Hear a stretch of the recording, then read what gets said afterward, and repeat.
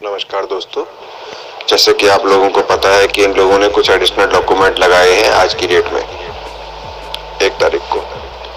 ठीक है, तो उन्हीं का अध्ययन किया गया। तो आपको बता देता हूँ विषय भर क्या क्या उसमें क्या क्या लगाया है, क्या क्या मतलब उनका यूज है, क्या करना चाहते हैं। सबसे प्रथम जो उन्होंने कंप्यूटर ऑपरेटर 2015 या 16 की वैकेंसी है उसके बारे में अवगत कराया, कुछ लगाया उसका नोटिफिकेशन। ठीक है,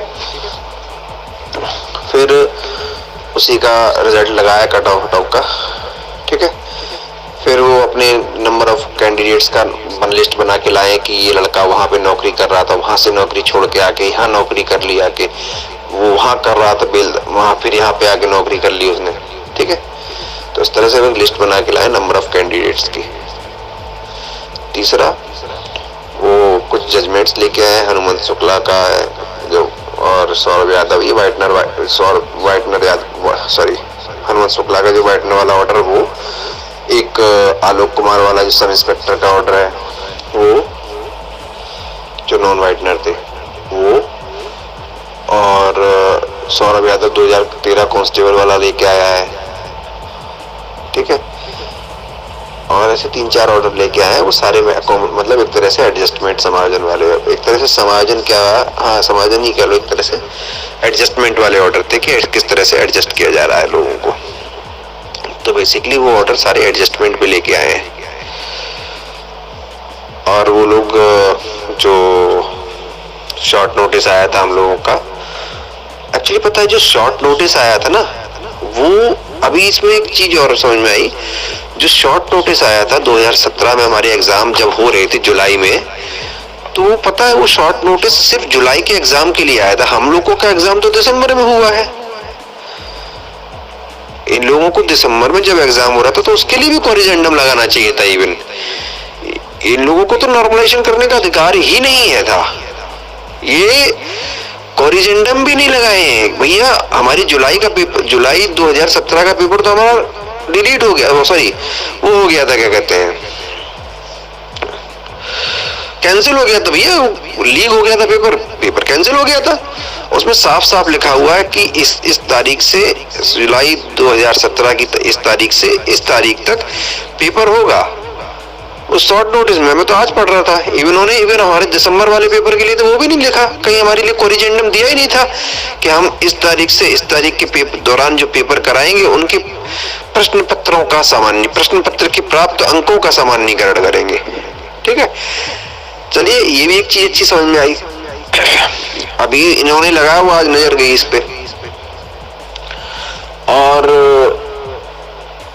हमारी जो प्रतिका मैडम ने लगाया है राकेश द्विवेदी सर की तरफ से, वही वाला सेम इन्होंने भी लगाया है। अब वो पता नहीं क्यों लगाया है, कुछ समझ में आ रहा होगा उसमें भी उनको।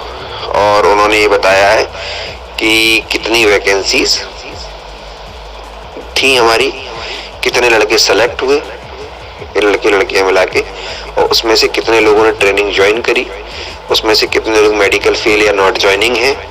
ठीक है, तो इस तरह से एक ब्यौरा बना के लाए हैं कि वो कुल मिला के बना के लाए हैं वो लोग खुद कि कितनी वैकेंसीज एट प्रेजेंट खाली हैं 3307 में से। ठीक, और क्या लाए हैं वो लोग, तो ऐसी थोड़ी ऐसी चीजें लेके आए हैं वो लोग। मोस्टली सारी चीजें वो बचाव पे लेके आता। अच्छा मैं आपको बताता हूँ, कंप्यूटर ऑपरेटर में ये लोग जो 666 वैकेंसीज थी, इसमें तीन एक ही पेपर था, उसमें 3 सेक्शन थे। ठीक है, तो 160 प्रश्न का क्वेश्चन था, 160 प्रश्न के 3 सेक्शन थे। जैसे हमारे में 4 थे, हमारे में 40-40 के 4 थे, वहां पे 40-40 1 80, तो इस तरह से वो 160 था।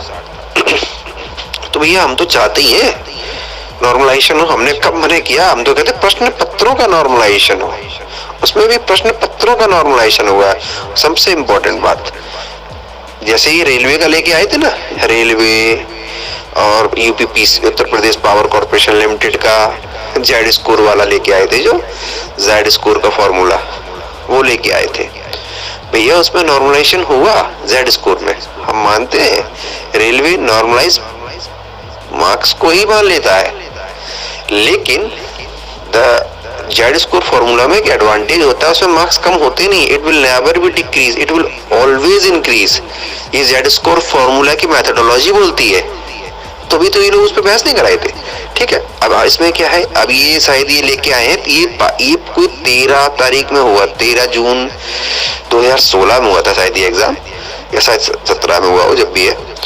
तो ये 2 पालियों में एग्जाम हुआ था। हमारा कितनी पालियों में हुआ है? 27 और 4 छोटा 27 या 29 तारीख पालियों में हुआ है। बहुत फर्क है। पहली बात, हम भी चाहते हैं प्रश्न पत्रों का सामान्यीकरण हो, प्रश्न पत्र के प्राप्त अंकों का सामान्यीकरण हो। आओ तो कोर्ट में बोलो तो हम भी कहेंगे भैया प्रश्न पत्र के अंकों, प्राप्त अंकों का सामान्यीकरण हो। और देखो सिंपल सी बात है, ज्यादा टिपिर टिपिर करेंगे तो हमारे पास तो वो रखा है क्या, ब्रह्मास्त्र हिसाब। They have filed the affidavit before the Honorable High Court and even in the Supreme Court affidavit file करके गए। ज्यादा बर्दाश्त नहीं होगा भाई, बोला जाएगा।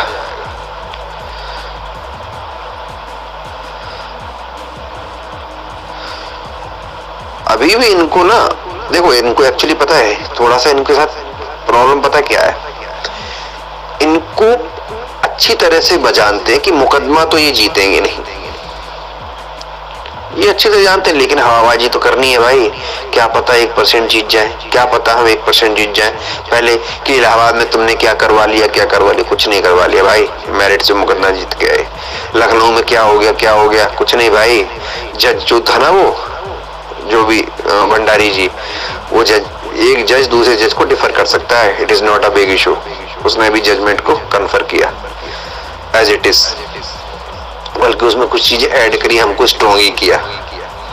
ठीक है, सुप्रीम कोर्ट में भी जस्टिस किशन कौल की बेंच में प्रतिशत और प्रतिशतांक की बहस पर करीब 20 से 25 मिनट बहस हुई थी, सिर्फ 20% और प्रतिशतांक और रूलिंग पर।